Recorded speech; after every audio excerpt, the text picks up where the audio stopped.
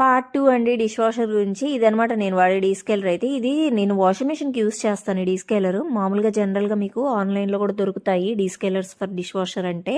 నేను ఇదే half packet use చేసేస్తాను అనమాట.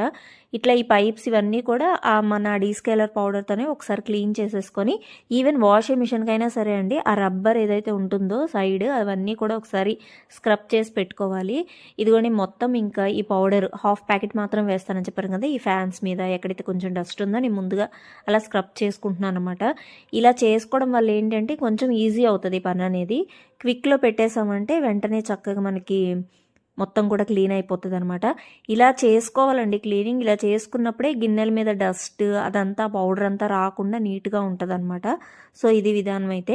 ఇది ఓపెన్ చేసాక చూడండి నీట్గా ఉంది, అసలు వేడివేడిగా ఉందనమాట. ఒక 2 నిమిషాలు అట్లా ఆగి ఓపెన్ చేస్తే ఇదిగోండి ఇంకేదన్నా కొంచెం ఉన్నా కూడా అట్లా క్లియర్ చేసేసుకోండి, నీట్గా ఉంటుంది.